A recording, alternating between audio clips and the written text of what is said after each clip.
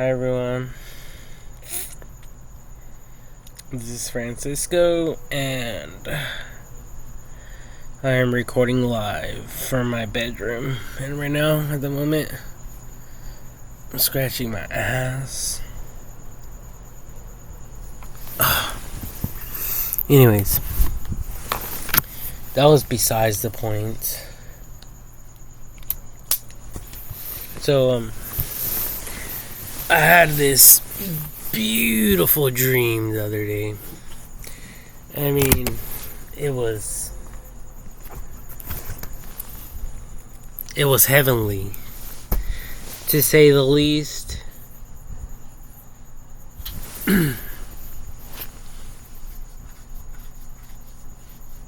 And well, in my dream,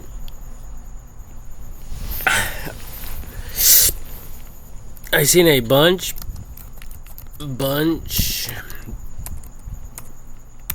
of rainbow rocks on the beach. So, oh my god. Let me see. I think it was just like this.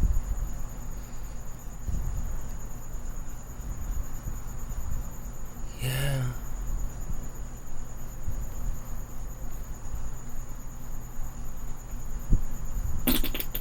It was exactly like this. And it was actually reserved. Or not reserved, but preserved. So, like, there are so many. And it seemed like I was, like, walking with angels.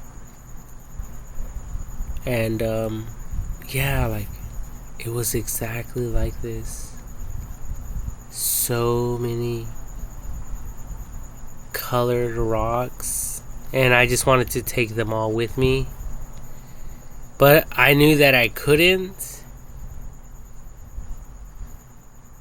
And they were so beautiful.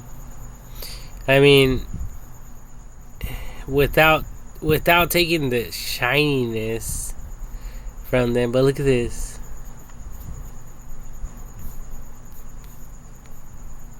I mean, they were so beautiful. And they were massive. Like, yeah, like this.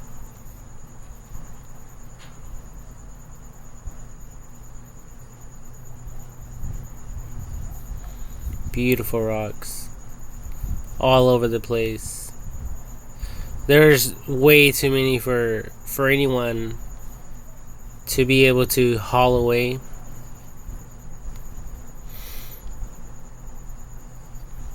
And so yeah, I just wanted to share this because I just recently shared this story with my sister, and it seemed so real. It seemed just like this, and it's just beautiful. I don't remember all this detail, but yeah, it was along these lines right here. But this is more like what I could remember.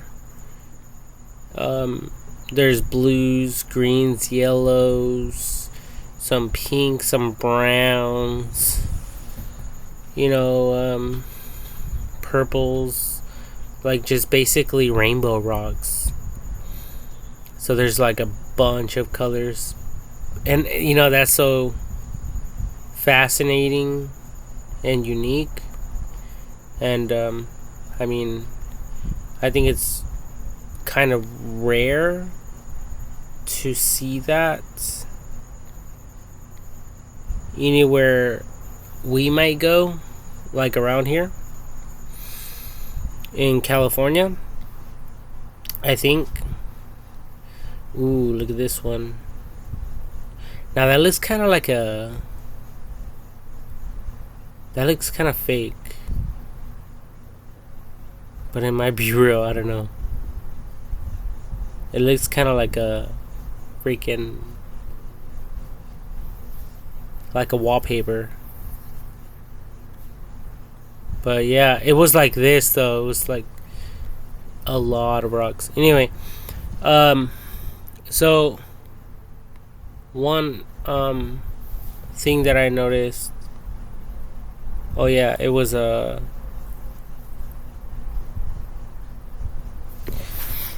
was either a lime, a lemon submerged in water. So it was a lemon submerged in water, and I wanted to kind of oh, right here.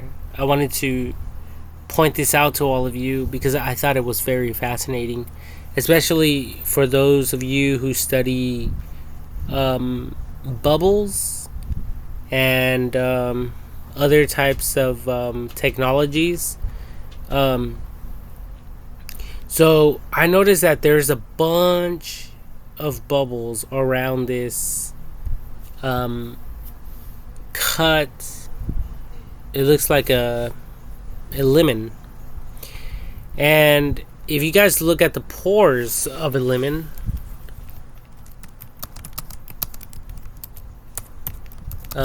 close up, you guys will see that it's very porous. Yeah, like it has pores, like circles, like on the skin of it, like this right here. I think this is a better example right here. So it's like very porous, and I think that every single little crevice is actually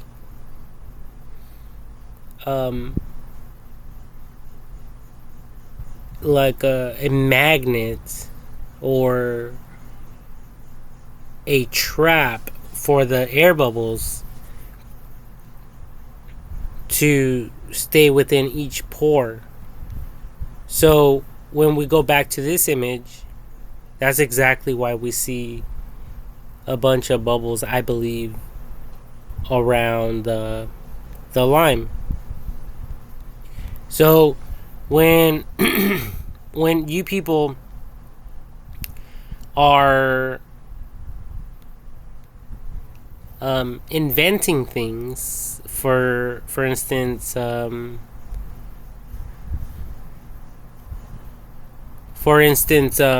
like floaties, like swimming, a pool, floaties.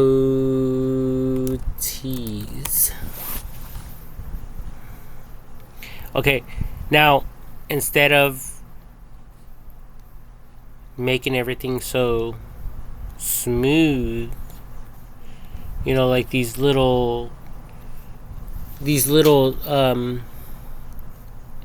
like air balloons, instead of them being smooth, I was thinking that you guys can somehow make them porous as to collect air bubbles, especially for children who might need extra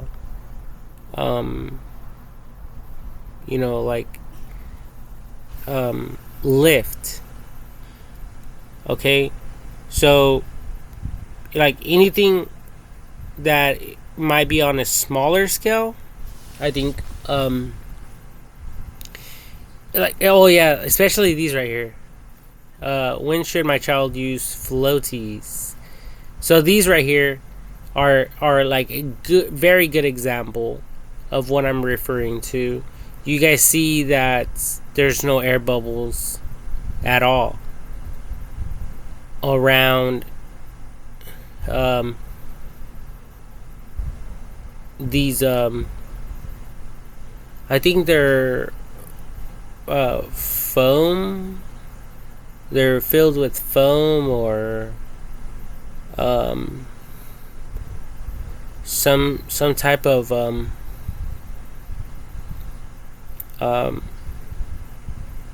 what the heck is it called again? Styrofoam. So I don't really know what it is, but it is just a food for thought type of thing.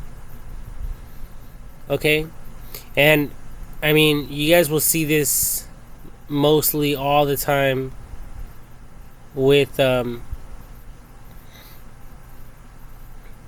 images that you guys look at, especially like all these beer advertisements out there. I think that's where I seen the image. It was like a alcoholic beverage advertisement, and I don't know if it's just the like the sparkling water or the soda, the carbohydrates, water,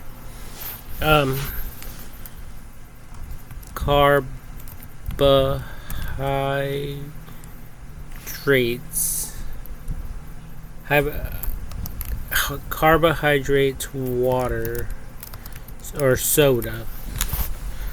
Okay,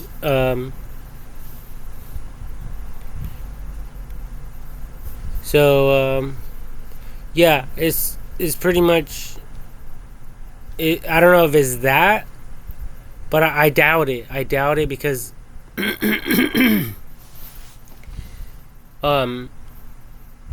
I mean, I think I see a pattern here, and I think that these bubbles would otherwise float to the top, but since there's a crater right there, it actually prevents the air bubble from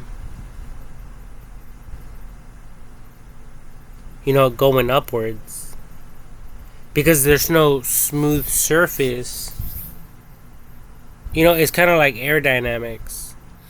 So like in this case, the air bubble gets kind of trapped in the crater of the of the pore of the surface of this round object, which in this case is an orange.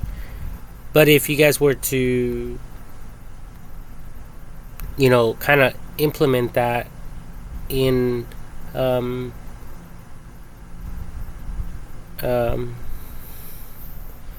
like lifeguard type of technology and swimming, or even toys for kids, you guys can actually you guys will be able to come up with a bunch of other like outcomes or possibilities just from that alone. Okay. Okay, so there's another thing that I just remembered, and I'm pretty much just getting all of this out of my chest. So there's these I think they're like honey comb cubes. I think they're cubes or whatever they're called. So they're honeycomb cubes on re-entry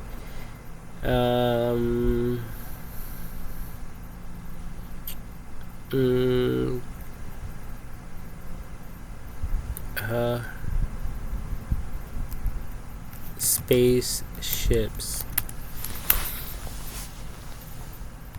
So I think this one here is something that you people need to really take into consideration, because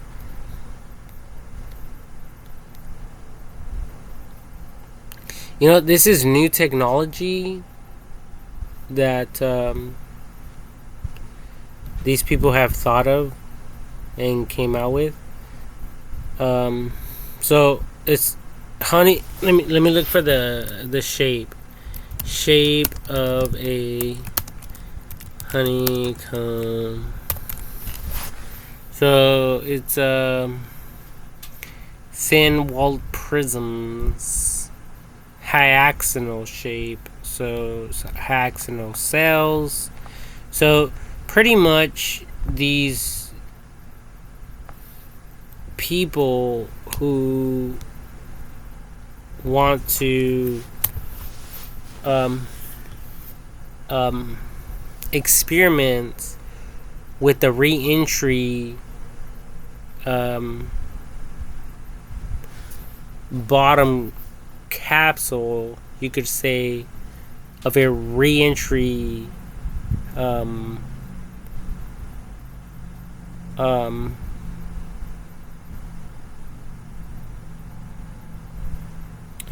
you know, like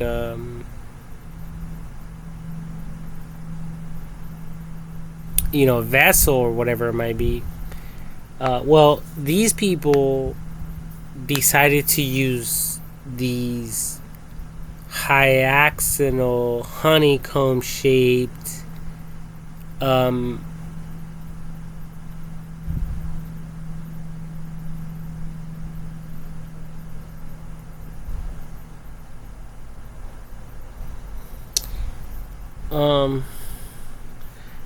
you know, they're made out of the same stuff that a coffee mug is made out of, and it's made out of I don't know if it's porcelain. I kind of forget what it is, but let me look it up. Coffee mug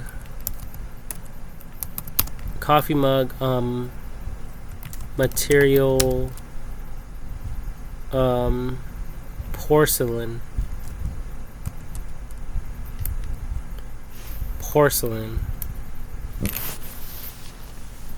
So let me just verify. Yeah, I think this is the material. Okay, so it is porcelain. So these hexagonal cubes, hexagonal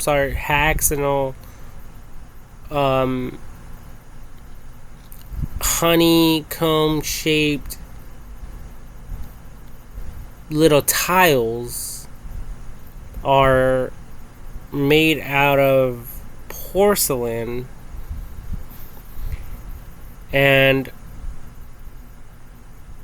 I noticed that when they're doing the re-entry like phase, some of these tiles actually fall off. And I think I've said this more than once, but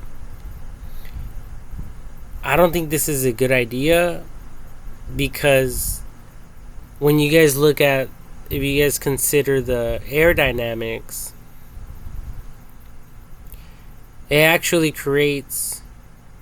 it allows the wind to go in here, and then it gets trapped, and it creates like a cyclone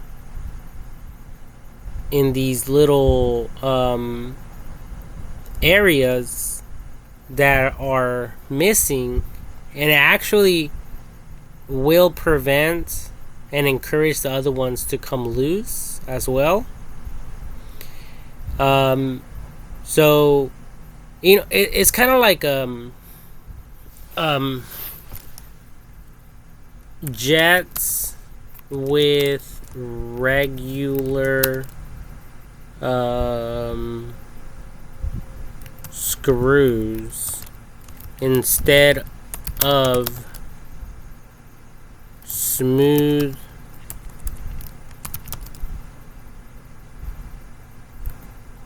welded screws. So, you know, at first, this is how they started off. They would actually create this type of pattern, and they would it would actually have an embezzlement on the actual jet, but eventually they changed it up, and they actually they could either, they were able to either use something of this nature, whether they use these right here or these right here, but they would fill them in with weld, you know. And then they also had the rounded head, screws. So they did have some of these on the jets, but then I was watching some videos, and they actually used some type of tool. It was kind of like a welder that technically melted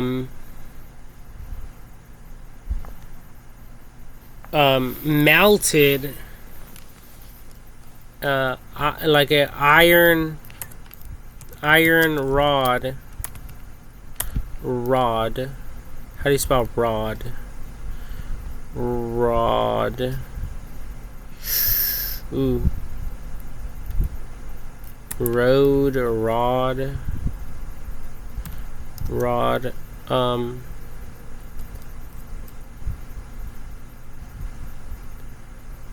Melted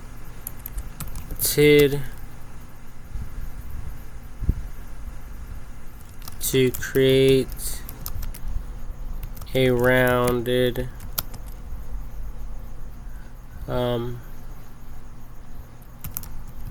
head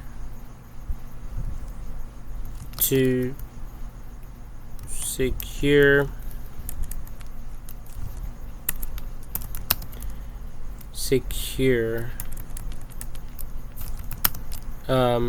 two metal pieces of iron sheets or sheets. I don't know if I should say sheets or sheets. Yeah. Anyway, I'll just say sheets. So, oh yeah. So it was like, it's basically like this. So it's just a metal rod, but with the technology that they use, basically it just melts, and it creates that rounded like surface to the jet. And they were also doing it to the submarines. And in the beginning, they also concluded that the wind was affecting. I don't really know. I think it's affecting the performance of the jets, and also the the performance and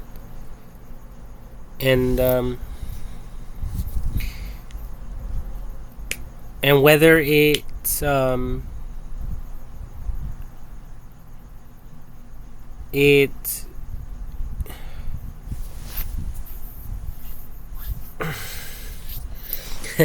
whether it fucking you know, like whether it would have a long lifespan or not also was a determining factor. So they changed it all up from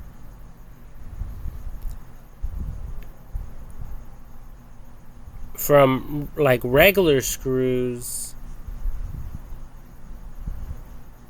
and even special shaped tool heads to rounded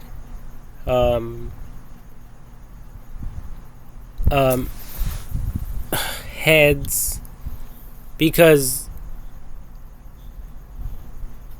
the wind dynamics would just flow right past, like flow right over them, you know. But if there was any type of 90-degree angle, you know, going downwards, it would actually create drag on the spacecraft itself as well, including the submarines.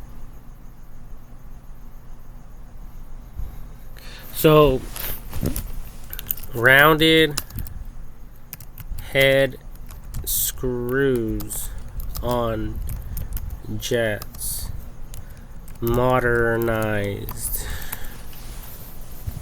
And let's look at some images.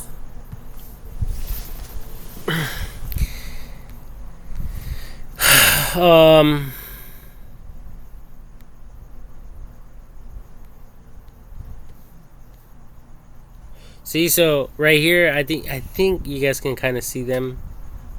They're like almost evenly spaced out, and you know, the shape of these screws are actually rounded without any shapes visible from the outside. And that was to minimize, like I already stated, a few things. Okay. So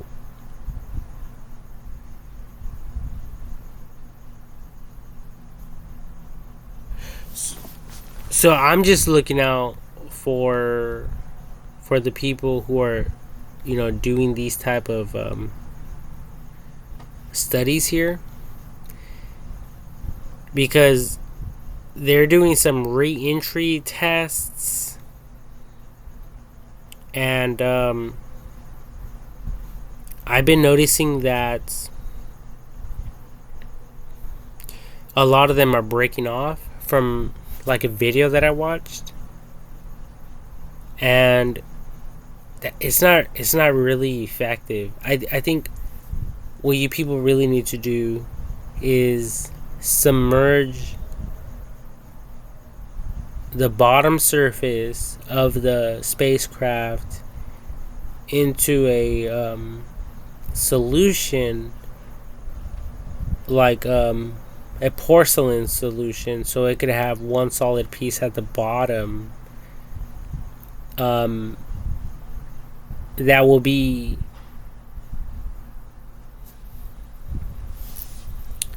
as thick as these tiles.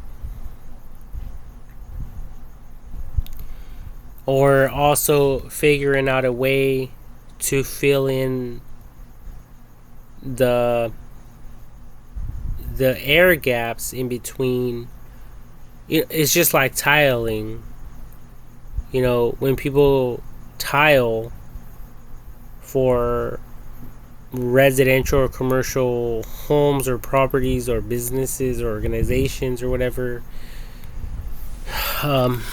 tiling They had grout after the fact. And the grout is very important. It's another important step, because without it, these tiles could easily break, and a bunch of other things. So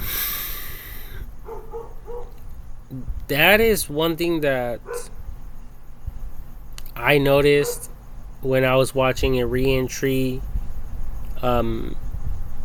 space video on YouTube regarding this. I think it was this spacecraft. It was the Starships. I think, in light of Starship's design using ceramic tiles, blah blah blah.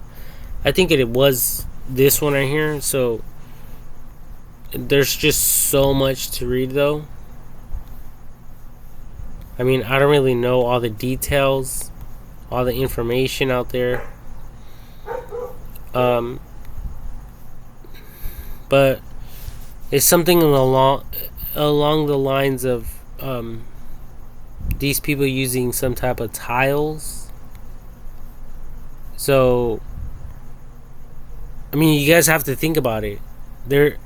These re-entry capsules are coming into the Earth's atmosphere at like I think it was like, fuck, I forgot, but I think it was like either Mach 7 or Mach 2. So that's twice the speed of sound. And then we could even type it in. What speed are re-entry capsules traveling at?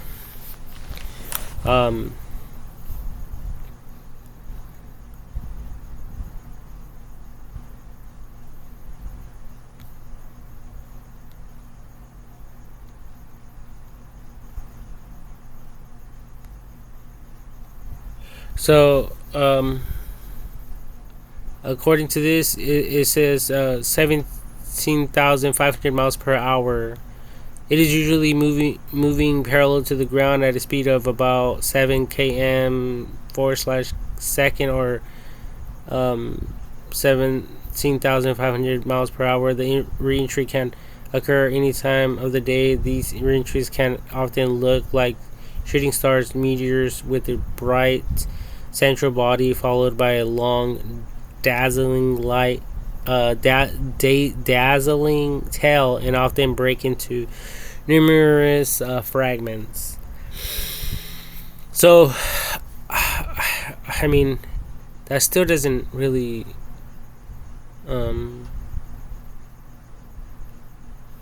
answer my question. So let's type in what is the speed of sound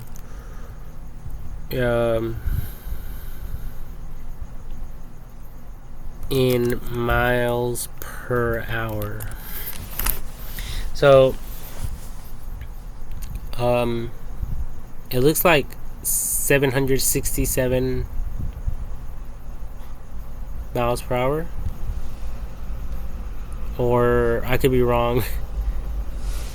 Yeah, about 761 miles per hour, or 1,100 feet seconds.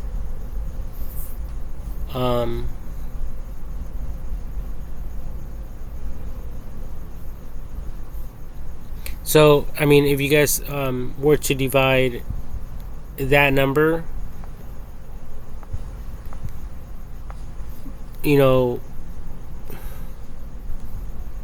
with this other number that we got,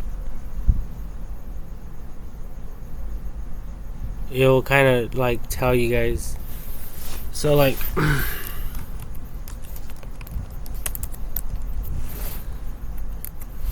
it'll give you guys the answer. So it was like 17,500.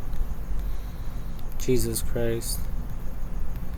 Divided by 761. So that's Mach 22, I think. I could be wrong, but that, either way, I don't know though. I think that number seems kind of weird to me because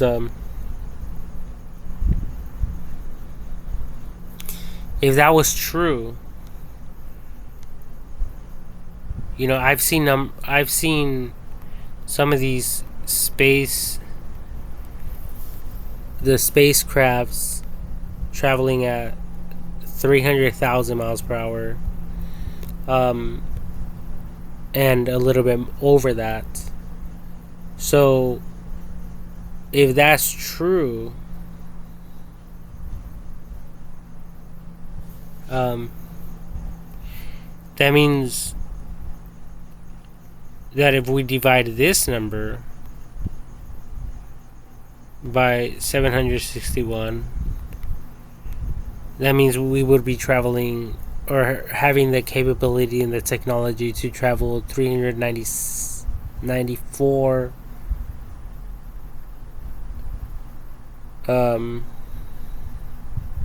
times the speed of sound. So that would be Mach 394. And I don't think that's true.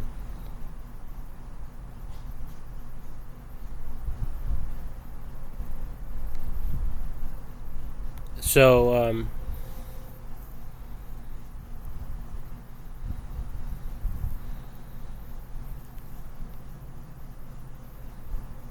I honestly don't. I would have to do more research regarding this this topic or whatever. It says the speed of sound is in air is about 343 meters per second. Miles per hour. Oh, okay. km, which this will be like 600 miles per hour, because this is actually half of miles per hour, and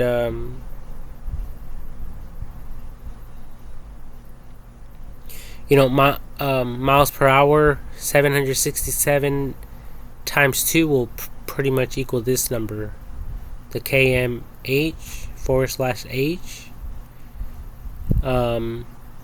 But it's the same reading.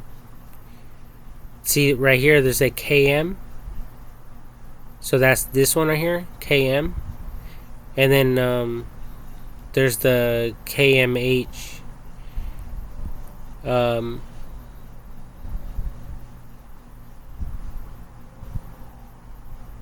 Yeah, km/h,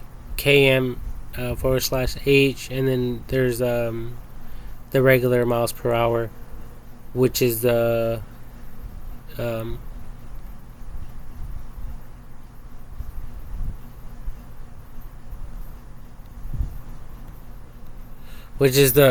pretty much the, well, it all depends on the design, on the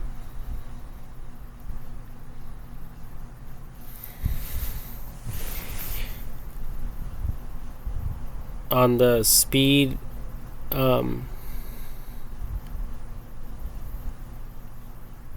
freaking mileage rating, like grafting. Um, but anyway, so it's pretty much accurate. 740 miles per hour, and some of these rockets going to the ISS, like the Starship, top speed.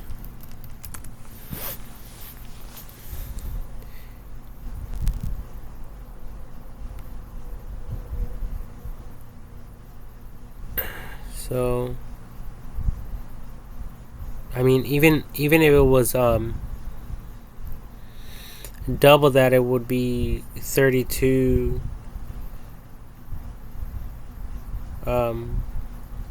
thousand in km/h, but it seemed like they were traveling faster than this. It hit a top speed of more than 26,000 kilometers per hour. Oh yeah, and then 16, which will equal to 31, which is roughly below that. So my math is a little bit wrong. It's inaccurate a little bit, but anyways, it's kind of there. And achieved an altitude of more than 200 kilometers above sea level. Starship flew halfway around the globe, then began its descent over the Indian Ocean, with engineers cheering as its heat shield glowed red hot.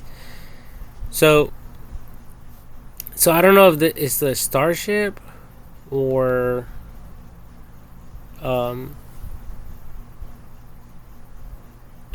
another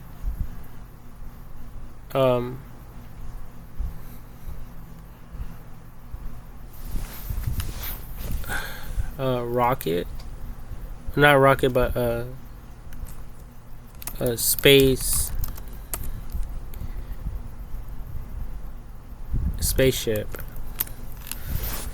top speed. Okay, now this is more like it. As of October 14, 2023, NASA's Parker Solar Probe holds the record for the fastest human-made object, reaching a speed of 400,000 miles per hour. The probe previously set the record on November 20th, 2021, when it reached 364,660 miles per hour, 586,800 kilometers per hour, at its closest point to the sun, known as perihelion. The probe's speed increased after a flyby of Venus on October 16, 2021, when tightened its orbit. On August 21st, 2023, the probe's speed increased again to 394,736 miles per hour, 635,266 kilometers per hour, after another close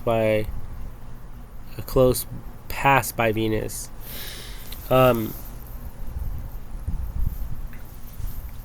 And I don't really want to do any more math, but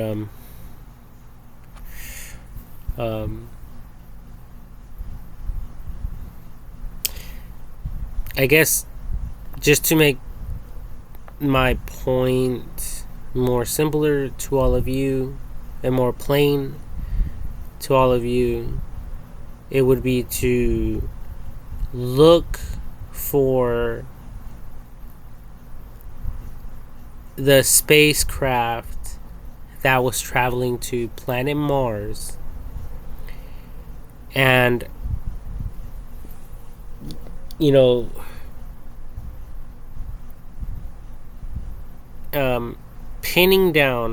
writing down the speed that it was traveling from planet Earth to planet Mars. And they stated that it would take 7 months to arrive there. Okay? So it would take 7 months in, like a few years ago.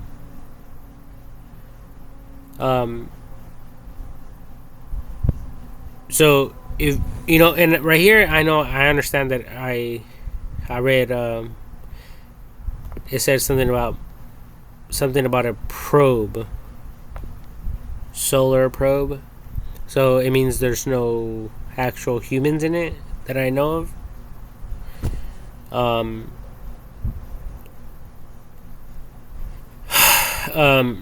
Either way, I did some calculations and I actually concluded that we could reach planet Mars within 2 months.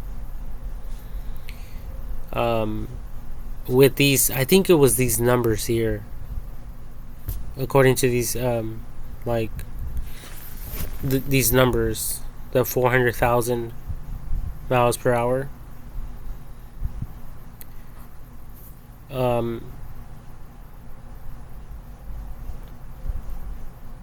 And I think in the future, obviously things are going to get better and perfected over time. So it's only going to be a matter of time when we can times it by 2, and it will only take us a month to arrive there, and eventually only 3 weeks, and eventually only 2 weeks, and eventually only 1 week, and eventually only 1 day, and eventually it'll only take a matter of hours, and then eventually it will only be a matter of hours or minutes, like an hour or minutes, or less than an hour. But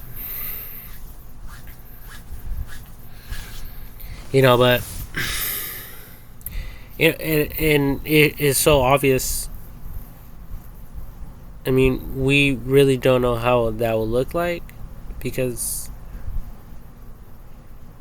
we didn't even know how that will look like in the past.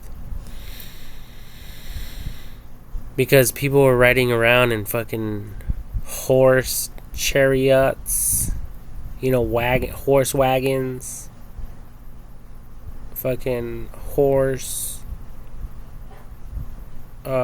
wagon pushers, and then eventually those vehicles that Ford have invented and came out with wooden tires, and these vehicles didn't even have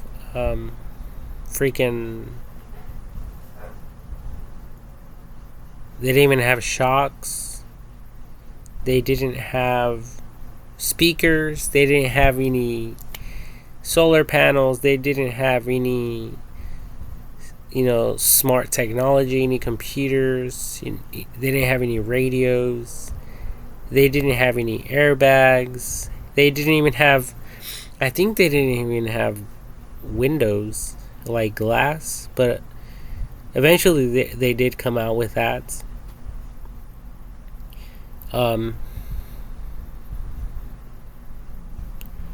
So that's my point.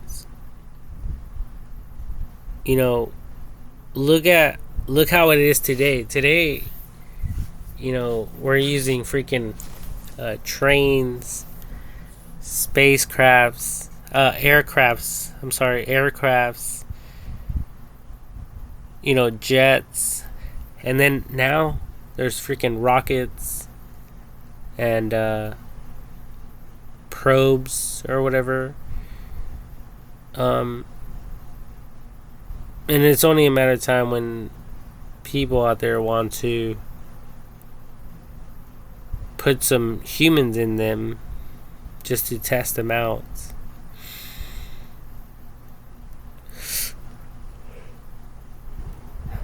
And I think they're already doing that.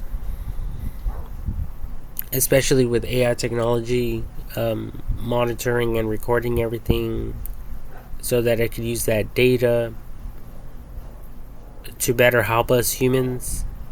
Um, Especially when humans are sent to like the very what's the word, like limits, you know, when they're pushed to their limits and they're unable to share feedback to each other, you know, human to human communication.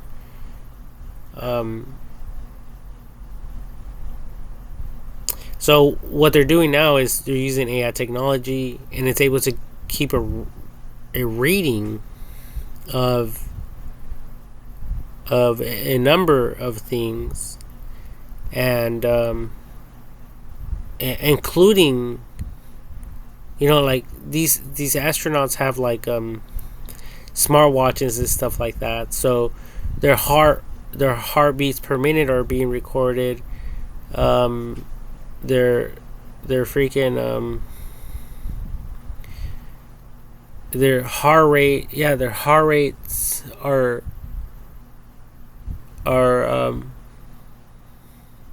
like in the database, and the you know, like if they're freaking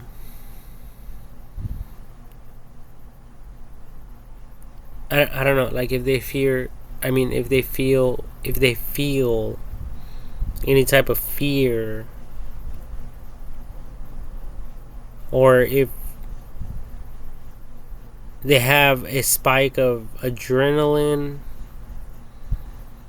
all that is recorded and sent back to the people of interest, you know, people who take care of all of this stuff and who want to perfect this stuff for the greater good of humanity. And obviously I think there's a disclaimer, just like when all of you guys go out to public places, you know, concerts or you know, any type of entertainment environments, and then you guys sign those disclaimers. Like if you happen to die, you know, do you waive those rights? Do you waive your rights or some shit like that? Holy shit. The neighbor's dogs are fighting. Excuse me. I'm gonna close this fucking slider.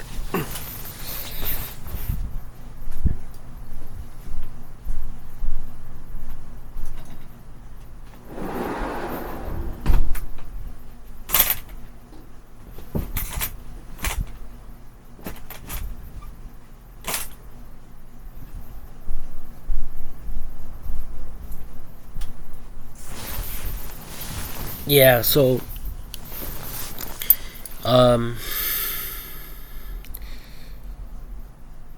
I think it's the same shit, you know. So it's not like these people are doing it out of their own free will, or they're being forced to do it, you know. I don't think they are. I mean, unless they're like criminals or something, and that was like their death penalty. Like, oh well, we ruled that you would die in this way to share information for the greater good for humanity, or of humanity, or whatever, of humanity, for humanity. Um, and if you live, you live. If you don't, you don't. You know, that type of thing. But I think there's a lot of brave people out there in the world who would be willing to put their lives on the line and to put their lives, and to the test, because it's happening right now, whether we like it or not, in vehicles, boats, airplanes. I mean, you guys already know all this fucking stories. People dying in airplanes. Fucking airplanes just disappearing from the middle of the fucking sky, out of the, you know, the tracker, um, little. I think it's called like sonar.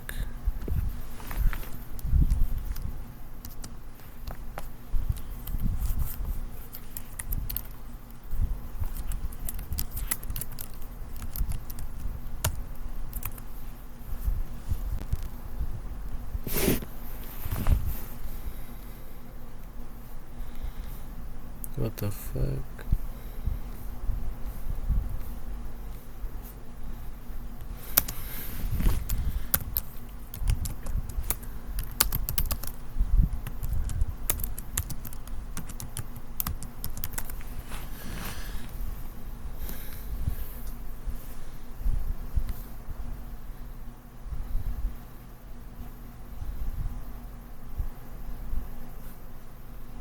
Hold on. Okay, so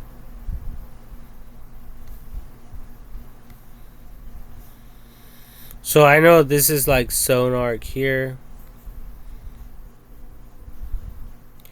I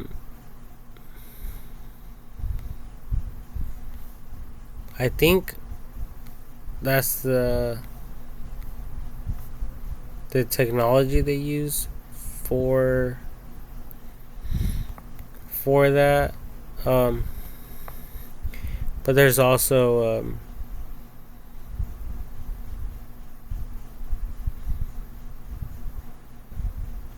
some type of GPS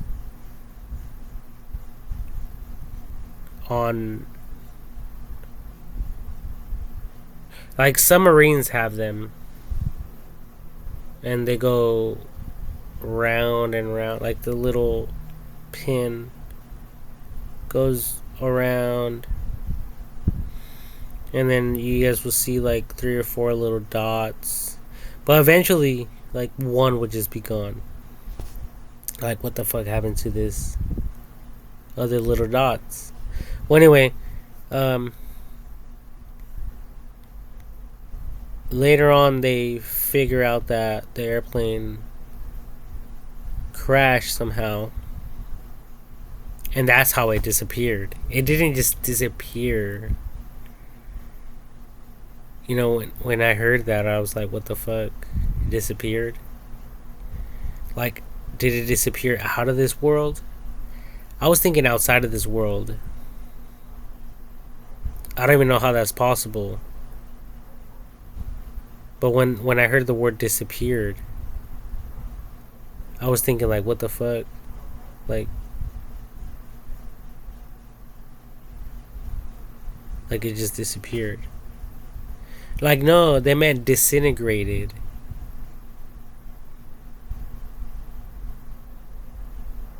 It got disintegrated. It got destroyed. That makes more sense. It disappeared. I was like, what the fuck? Fucking disappeared. What the fuck? How the fuck can it just disappear?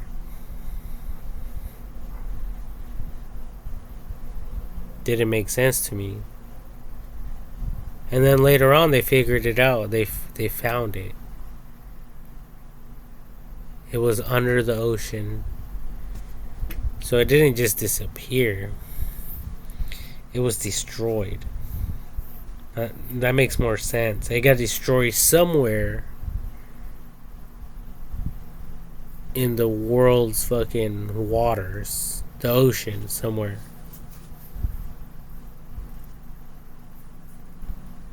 But when these dumb motherfucking news broadcasters or whatever said it disappeared, and then they put it on the headlines like that, like it fucking disappeared. So a lot of people, that I think that got the interest of a lot of people, the attention of a lot of people. Like, what the fuck do these people mean? It disappeared. Like, is this aircraft in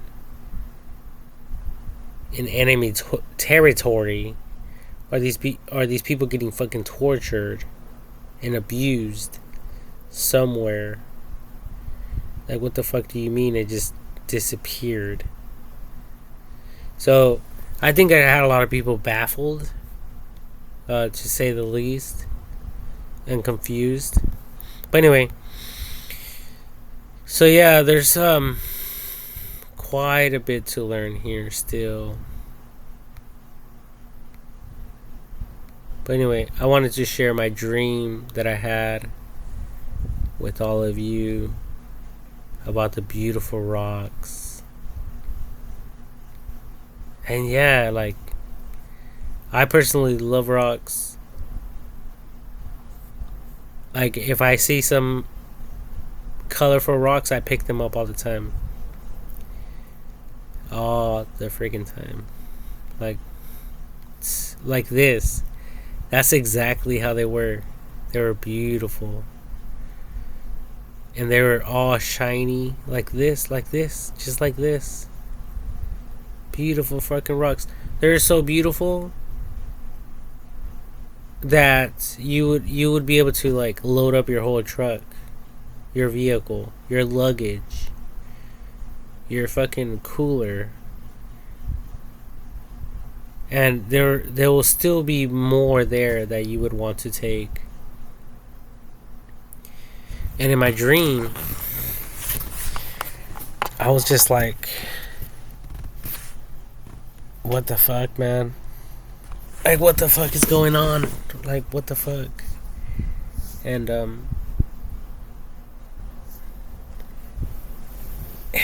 don't know, to me it was like angels. It was like angels speaking to me and ministering to me. And they took me to a section of this planet that we live in, and they were showing me these beautiful rocks that all of us would pay a lot of money for. Okay? But yeah, like, we would all pay money for them. But that wasn't the point. Okay, let me remind all of you, because I think that's what they had to, like, refocus my attention on. It's not about the money. It's not about things that are in this life. Although rare earth elements and other elements are important, that are documented in the periodic table and utilized for products and inventions for the greater good of humanity. What's it called?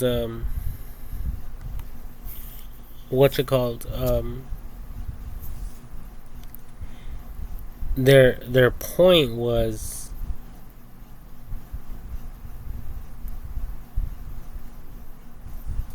focusing on what's more important.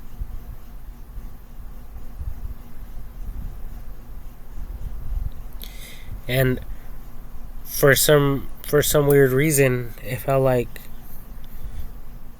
they told me that's why we have you people segregated from certain parts of this world, and why there's a lot of rules and regulations and things of that nature. Because we humans, we have a tendency of fucking shit up. We like something, we take it, whether it's a bug or an animal or an insect or a plant, and eventually, what the fuck is this? And eventually, it just fucking. Eventually, it will just die. Like I had I bought one of those what are they called again? Solar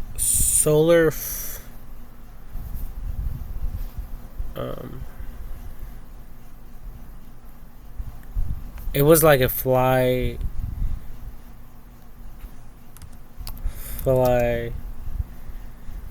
plant. Oh, the Venus trap. Venus trap. Plants.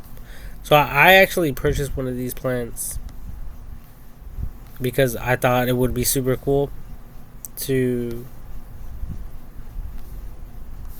fucking have around, right? But the shit died. I wasn't educated. I mean, I learned what I had to do, but I still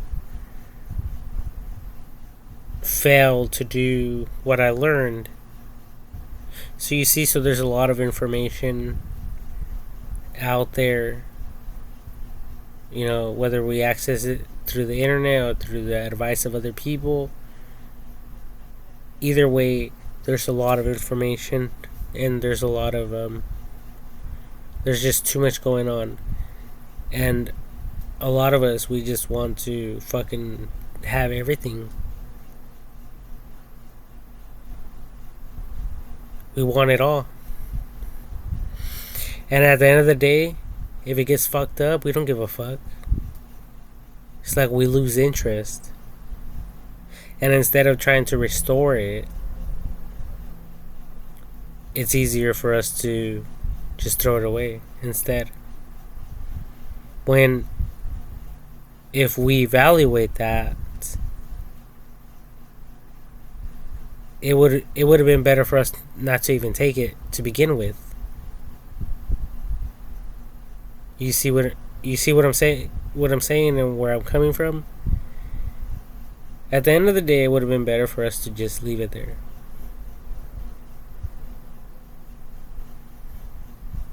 Not to even interact with it. And that's what I've learned over the years. There's other advice out there on the internet where people are saying Americans are so wasteful. They buy things and then eventually they throw it away. And they don't even realize it. And those words really stuck to my mind. And so, I am the way I am for a reason. But anyways, I just wanted to share my dream with all of you regarding the rocks. All this other stuff was just extra stuff. So it was just my dream, number one. The second one was the orange thing. The pores on the oranges, the pattern, the circle. Okay, I think a lot can come out from that, or from that logic, or whatever, that way of thinking, or whatever it might be. And then the third one was I think it was the tiles on the spaceship, and just my feedback on it, because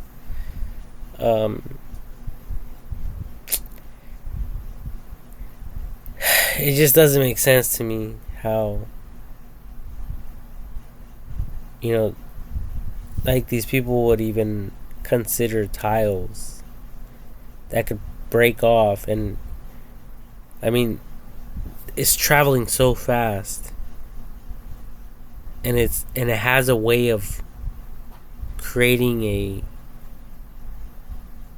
an air current, and that could lead to other problems. So I would advise all of you to reconsider your designs to something that would just be one solid ceramic plate attached to the whole structure of the spaceship.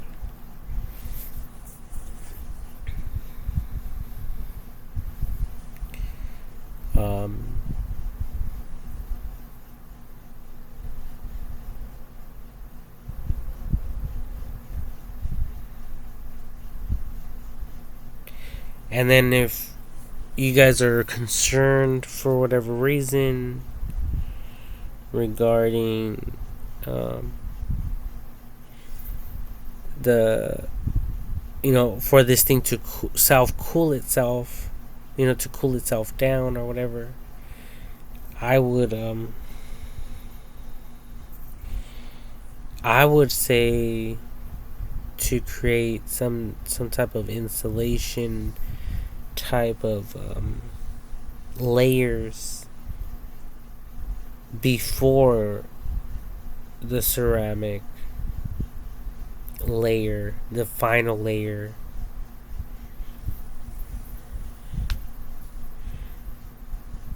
I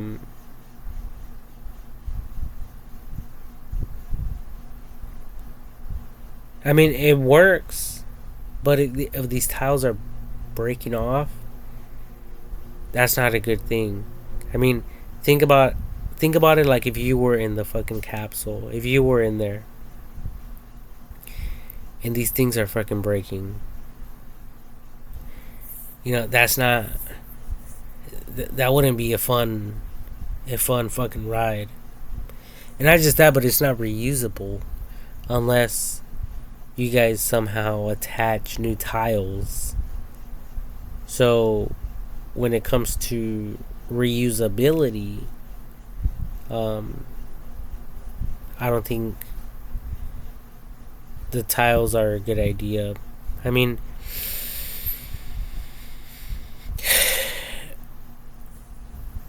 maybe on a like molecular structure level, then yeah, that would be good. But when it comes to just design and having some those air gaps in between each tile, that's a big no-no. That's definitely a huge fucking no. And I'm surprised that AI technology haven't stated its viewpoint and gave you guys a list of pro and cons regarding those tiles, as opposed to one solid piece of ceramic on the bottom of the spaceship, or other alternatives besides the tiles. I'm not against the tiles. I just think that if they have some type of air gaps, it's going to create a lot of drag and a lot of pull. It's going to, it's traveling at, fucking 5,000, 7,000 miles per hour, coming down from from space to Earth, into Earth, and that's a lot of tons of pressure on each and every single little tile space and gap. And if those tiles ever break wrong and damage the re-entry vessel in any way, they're going to come after the designers and the people behind it. Especially if they put real people in there, and if they get injured or killed. And there's more and more cameras around these things now, so tiles breaking off is not a good thing. Anything breaking off is not a good thing. Imagine that re-entry capsule going to planet Mars, and even if we were to send it back to space outside of planet Mars, and then we were planning on reusing it to send people to planet Earth, and using the same fucking capsule, re-entry capsule, after it has already been used and it's missing a few tiles, the more that we use it, the more we're putting people at risk. So, like I said, I'm not trying to talk shit. I'm just speaking out loud and thinking out loud, brainstorming out loud, and trying to help you people out there, because that's what these dreams are all about that I've been having. They're helping me out, so I'm trying to in a way help other people, like these strange beings have been, or people, or whatever the fuck they are. I don't think they're beings like fucking, like aliens or some shit, like God and Lucifer fucking mixed together, like a being, like a strange being. I just think that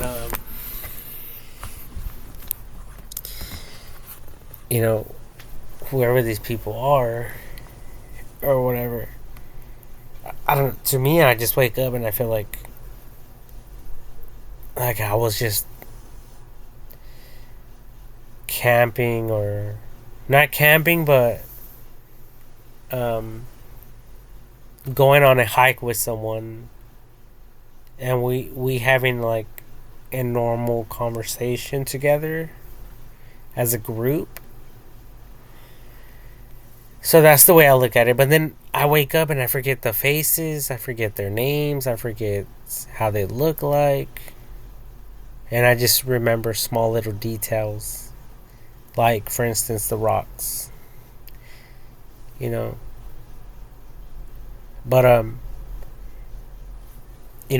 if you guys out there are into fucking inventions and shit and innovation, I would be very watchful for little design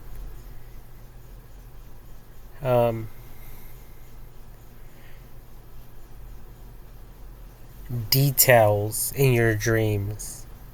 So if you have a dream and you happen to see, for instance, like a bicycle,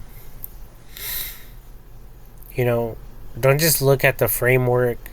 Try to figure out how it works. Try to figure out other little details about it. Like, does it have lights? Does it have blinkers? Does it have, like it has the rubber grips. Does it have brakes? How does it work? Try to ask a lot of questions. So when you people wake up, um, you know, you guys can bring some of that shit back. Um, anyway, you know, my friend that I would spend a lot of time with back in the day, he would tell me that there, because he would like he loved to read, a lot. So there's this lady named there's this lady named Kat Kerr, and I guess she has like heavenly visitations of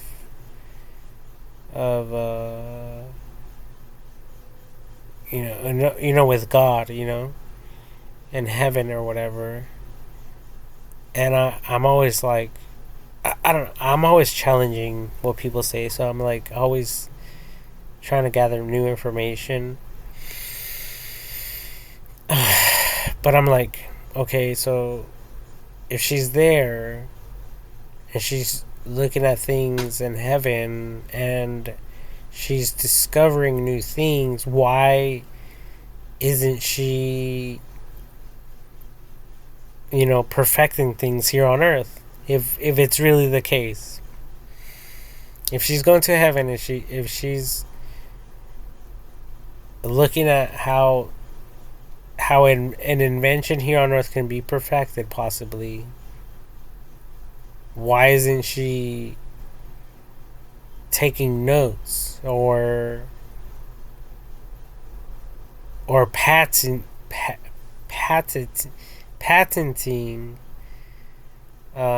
certain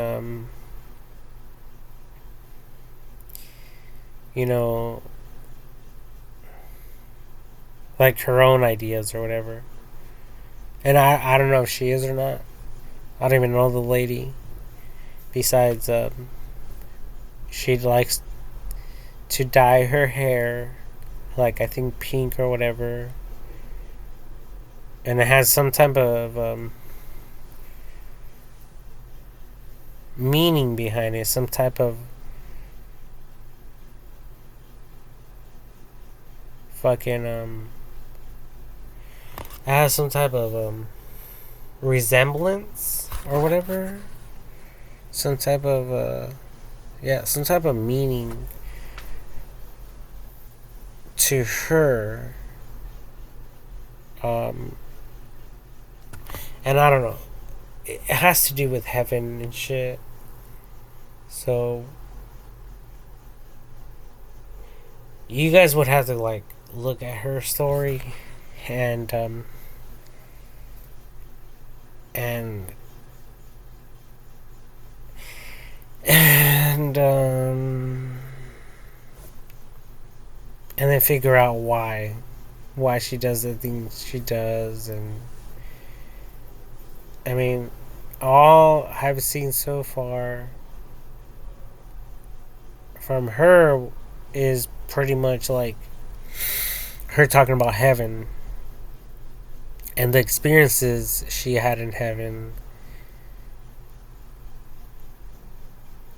But I haven't really seen her becoming wealthy from it, because I mean, if she's having these heavenly visitations, she should be able to come back and be like, "Oh, like I figured out how to make a fucking microwave." She should be able to come back and be like, "Oh, God taught me how to build a drone." You know, like some badass inventions. Like, for instance, like the cell phone. Imagine her saying, "Oh, I went to heaven and God taught me how to build a fucking cell phone. And he told me to start a company. And he told me to distribute all the fucking cell phones to everyone in the world." Now that's when shit would be real. That's when, she would have my full attention.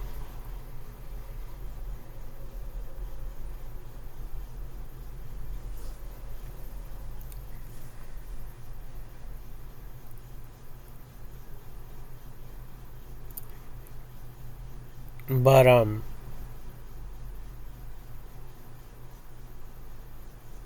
right now she's talking about like some sci-fi type of stuff. Like she said that she went to heaven and she's seen a roller coaster, and then the roller coaster had no track underneath it, and it was like if it was flying in midair, and then it was flying in midair for a while, and then eventually it was back on the track, and it was like looping around the park, and eventually it came back.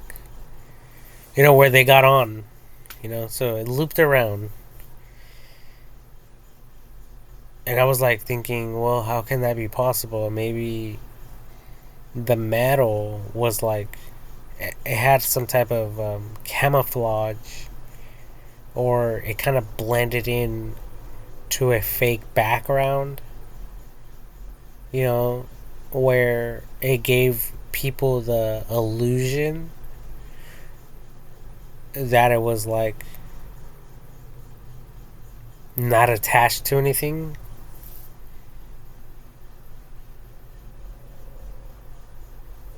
That's all I was able to think. But so in heaven there's roller coasters,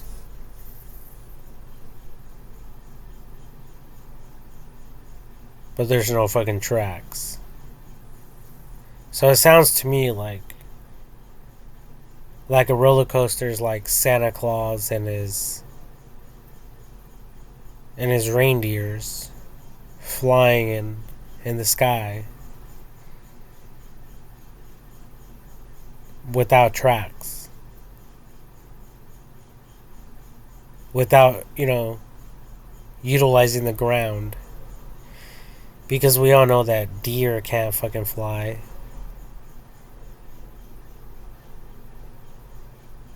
So it just doesn't make sense to me. Like, some of this stuff does not make sense to me. And, some of the stuff that she says and claims or whatever is just like, what? What is this lady talking about? Is there other proof? Or, to really point towards God? Or is this lady just coming up with all kinds of... Like, is she just having these wild dreams and saying that she's having heavenly visitations from God? And I'm not trying to criticize her or put her down or discourage her in any way, shape, or form. I'm just like thinking... like, as a child of God and as a student, because God is your teacher. God is everyone's teacher. He's my teacher. He's everyone's teacher. God loves to teach. He wants to teach all of us. I think that's why he sent the Holy Spirit, which I believe is the Holy Spirit, which I believe is the internet, AI technology, the World Wide Web, because it teaches us in every aspect. Anyways, so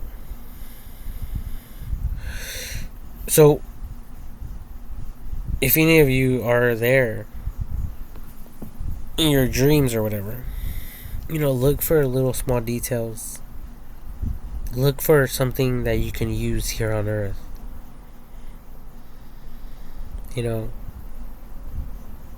Think about it like a heist scheme. It's like going into a bank with the actual robbers.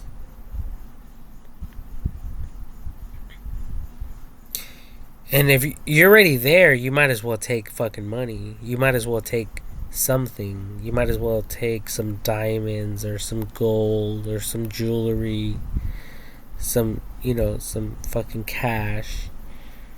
You might as well take something. And it's the same way. You're there in heaven. God is supposedly sharing shit with you.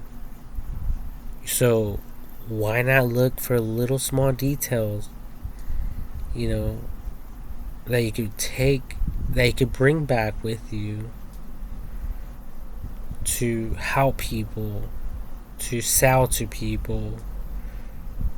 Because, a lot of these inventions is basically, they're basically solving other people's problems. Like, for instance, vehicles, transportation. That's helping a lot of people, so people invest in that. They don't want to fucking walk. They don't want to take the train. They don't want to be flying. They don't want to be calling for a taxi. They want their own fucking car. Okay, so they buy their own car. The same thing with cell phones. People don't want to be borrowing other people's fucking phone. Well, borrowing other people's phones is a different story, but you don't want to be borrowing a phone, someone else's phone, just to make some fucking phone calls and shit. That would be annoying. I hate it when people ask me, can I borrow your cell phone? Unless it's like kids, that's fine. I'm like, yeah, you can use my phone. But when an adult asks me, can I borrow your phone? I need to make a phone call. Like, what? Really? It just bothers me. Because I don't know what the fuck they're doing. I don't know if they're over there really making a phone call, or going through like my phone history, or going through my texts, or they're like looking for my Visa card information. I have no idea what the fuck they're doing.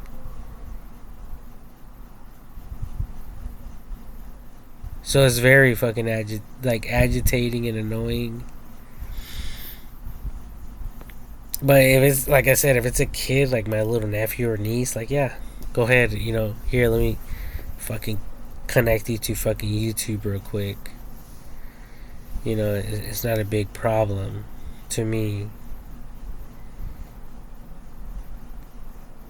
But anyways, that's how people get paid, People get paid by solving other people's problems. So if these people are claiming to go to fucking heaven, well, look for some fucking details that you can bring back to this motherfucking bitch, so that you can make money. It's so fucking obvious.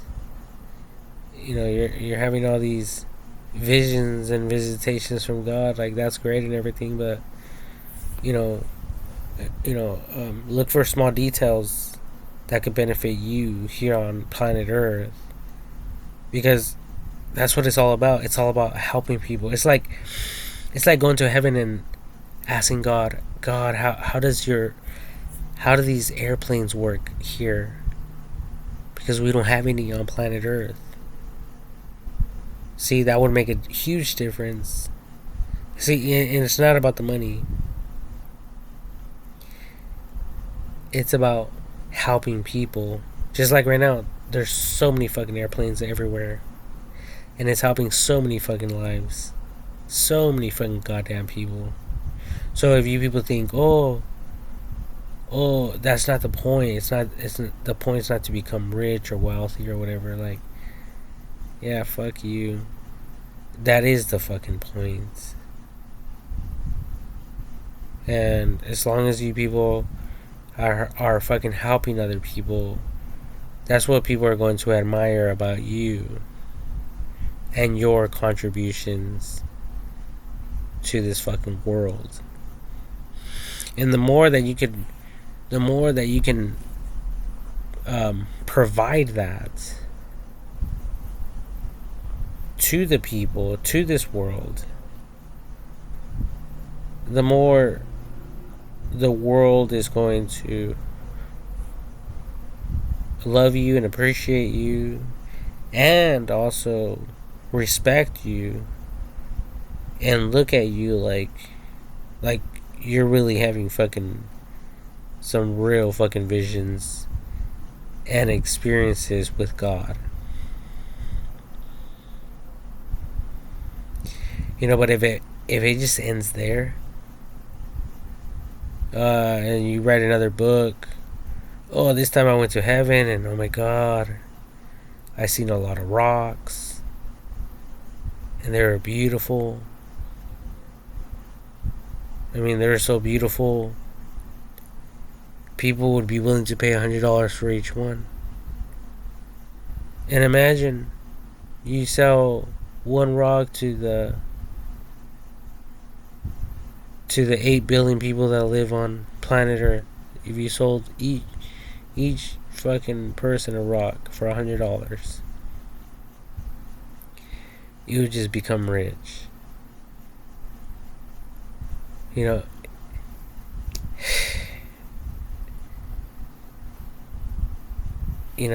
It's not even about that shit. It's those type of books right there are like super fictional,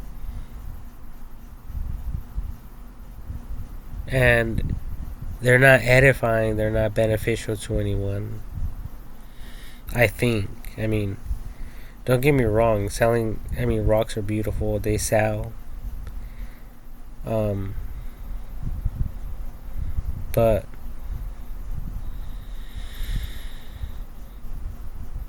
come back with details about how to rebuild the fucking Ark of the Covenants. Now that would be nice.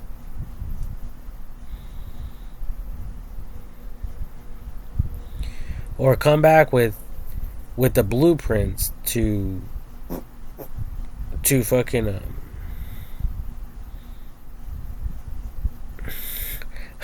I try to fucking block my fucking fart with my finger and it didn't work. Anyways, so come back with details on how to build the ark of with the blueprints and everything.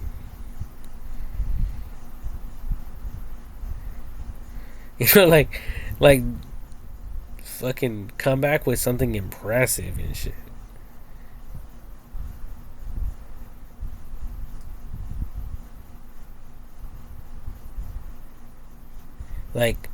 Come back with the knowledge of how to make a brand new toy that every single kid is using in heaven, so that every kid on planet Earth could use as well.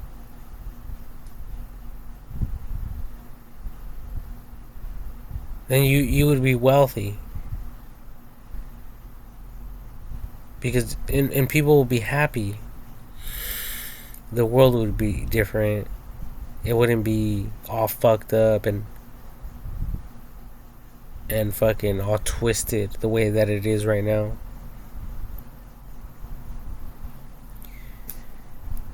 So little details do matter.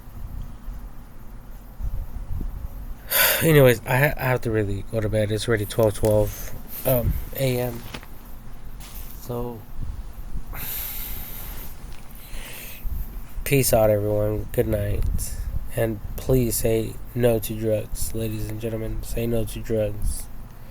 It will fuck you up.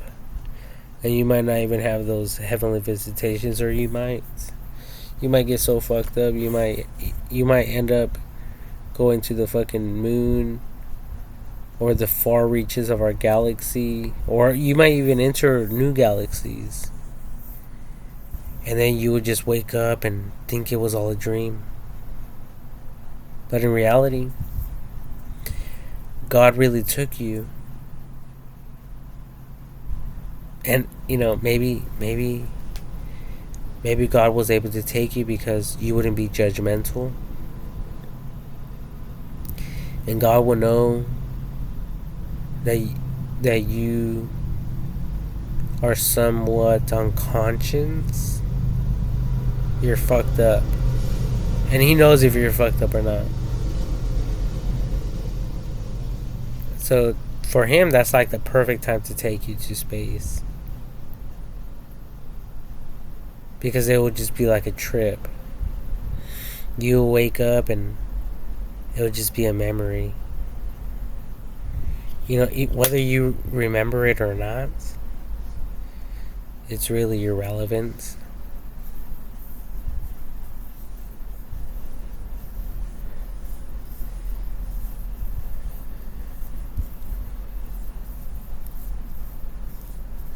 And even if you remember it or not, you try to tell other people, they'll just be like, what are you talking about, dude? Like, go back to bed. No one gives a shit.